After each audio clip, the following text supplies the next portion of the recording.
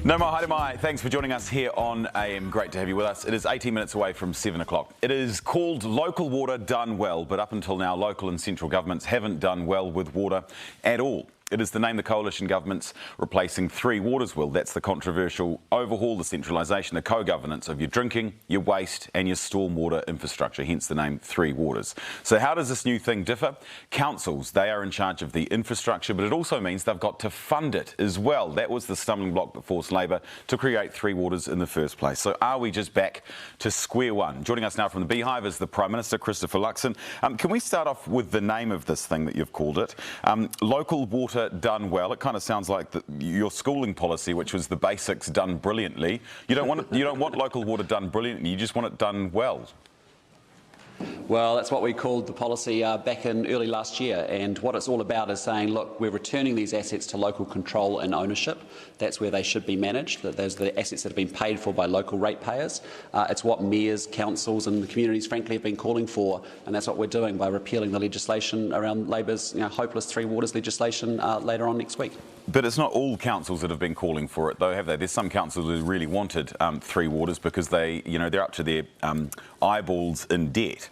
Can we just talk about how the setup that you've announced yesterday, how is it different to what it was like pre-Three Waters? Yeah, so essentially what's happened today is that councils are given a limit as to how much debt that they can take on. That's capped at about 275, 250% of their total revenue. And within that, they've actually got to fund Three Waters investment. What we're saying is, look, councils can come together with their local adjacent councils. If you take the Hawke's Bay, for example, there's 4 district councils, 1 regional council. They want to come together. They want to own those water assets, but they want to put them into a separate council-controlled organisation. Now, when that happens, what that means is that council-controlled organisation can go into the open market and actually borrow 5, 6 times the amount of revenue that they're actually generating. And that just means that then that council has a financial ability to be able to make consistent investments year in, year out over the long run that matches up to the long life of those assets. So, it's the best of both worlds in the sense of, it's a lot better than what the current situation is before the previous government's Three Waters reforms, and it's a hell of a lot more efficient than what the previous government was proposing with 10 mega co-governed bureaucratic entities. So you've mentioned the Hawke's Bay there and how those 5 councils, either the 4 district councils and the regional council, want together and create a council-controlled organisation, right? But there is an example that kind of already is that, and it's called Wellington Water. Wellington Water is made up of 6 of the councils in that area. It's essentially a council-controlled organisation. It's the same setup. They've grouped together, they've pulled together. But Wellington Water, what it's like. It's an absolute disgrace down there. Even some of the councillors say that it's in a crisis point. So isn't the model that you've announced, which is what they're doing in Wellington, it doesn't work? Well, I disagree with you, Lloyd. Actually, what they're doing in Wellington is not a proper CCO. What they're doing is it's sort of a voluntary contribution for a number of councils each and every year as to whether they're going to pay the money out of their own budgets into what's called Wellington Water. It's abysmal, it's not being well managed, and it's actually been a major problem, as you've seen here in Wellington. So Wellington's actually slightly different from what we're talking about. They call it a council-controlled organisation. It's not officially like we see in other parts of the country. Take Watercare in Auckland, for example. What we're wanting is a standalone entity owned by the local councils who have influence over it and can direct that entity for delivering on their local needs, and importantly can access long-term debt funding so that they can actually make those consistent investments. What we'll do so Watercare was the example, right? Guardrails. You just gave Watercare, so is that that's the kind of thing that you want to see is Watercare, because Watercare's just been bailed out by the Auckland Council to the tune of $130 million. Well, again, Watercare is again a slightly different example again because it's such a large water entity for one city. What we're talking about is councils coming together. That's what they've proposed. That's what many of them suggested to Nanaia Mahuta when she asked for their advice and what they wanted to do. That just means that they can access that long-term financing and make those consistent investments in water infrastructure. We'll do 2 other things. We'll make sure that there is actually the water regulator, Te Maura Arawai, will carry on. They'll make sure that they actually are adhering to high-quality water standards. entities. And on the other hand, we'll also make sure there's an economic regulation to make sure councils are investing in those water infrastructure assets. The problem in Wellington has been that over a number of years, councils have made decisions to go spend their money on other stuff rather than actually making investments in pipes, and you've got this ridiculous situation where 40% of the pipes are now leaking. So, we know there's massive investments needed across the water infrastructure system across New Zealand, but the way to do that is actually to set the councils up so they've got control over it. They're held to account around regular economic investment and also holding to drinking water standards, but they can access long-term consistent funding rather than doing what they're doing, which is when something breaks, there's a massive grab around for some cash to try and fix that problem. This just means they're making consistent investments year in, year out. But what if they're a council that's a Nigel no-mates and they can't get that consistent funding? They're already at their debt ceilings.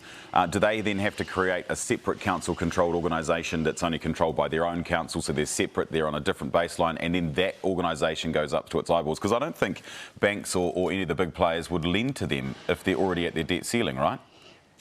Well, one of the things is that, at central government here, we want to see a financially sustainable plan and basis for those entities to move forward with, and that will need to be signed off, obviously, by the local government minister. So, the reality, though, Lloyd, when you go back and look at all the submissions, when you look at the work for councils for local democracy and their proposed models and what they were proposing to the government, many of them are already in conversations already. We already have groups of councils that actually want to get on with this and actually form those entities and work in this way. I think it's a really smart way. It's how infrastructure is developed and built in other countries around the world. We've just been very stuck in one way of doing things for many, many decades, and it's time for us now to evolve our financing and funding tools so that we can actually get the infrastructure built that we need to in this country. Are rates going to go up? Can you guarantee that they won't go up astronomically? Well, that'll be a decision for local councils and those CCO organisations, but all I just say to you is this is the most efficient way of doing it. When you compare the status quo, which is leaving it to councils to fund within their existing arrangements and their balance sheets, that doesn't work. And equally, when you've actually got these 10 mega, highly bureaucratic, co-governed entities, which is what the previous government was proposing, that doesn't work. This model is How do you know that it doesn't work, though? How did you know that Three Waters wasn't going to work? Because you've got Labor coming out yesterday saying, well, actually, in 30 years' time, the rates are going to be 56% lower than they would have been under the status quo. Yeah, no disrespect, but I don't take economic lessons from Labor. They have left this country in a pretty bad shape financially. Increased spending 84%, hired 33% more public servants. Yeah, I mean, I know those talking points and you can put your fingers in your ear and go, no, don't want to hear it. But that's the reality of it, because either way you look at it, it's going to cost a lot of money. It's billions of dollars that we need, $180 billion. They're saying their way was cheaper because it was centralised. No, I disagree. And you've seen that. You've seen massive bureaucracies built out of here in Wellington, and that's exactly what was happening with those water entities. Massive bureaucracies, adding extra cost to consumers. That's not right. We want these things right-sized. We want councils to be able to access the long-term debt funding, which is what they can do through the credit agencies, and financially it all works. That is the most efficient way to do with it. I just say to you, on the $185 billion, there's a whole range of numbers that are thrown around water investment. Obviously, the previous government used some modelling out of Scotland in particular to build that assumption around that. When you talk to councils, you want to make sure they're doing a proper long-term 30-year plan of investment in those assets and actually what they think they need. And so those numbers do bounce around a little bit. You're right, at the end of the day it's still a big number, but this is the way forward, which is to make sure the assets are returned to local control and ownership. They're paid for by ratepayers over many years. They deserve to have control over them. We put the guardrails in place around water quality and about economic investment, and then we give them an ability to be able to access long-term debt funding, create balance sheet separation so that they can actually manage those assets consistently going forward. Wonderful. We've got to leave it there. Thank you very much, Prime Minister. That is Prime Minister Christopher Luxon. Have a wonderful day in Parliament.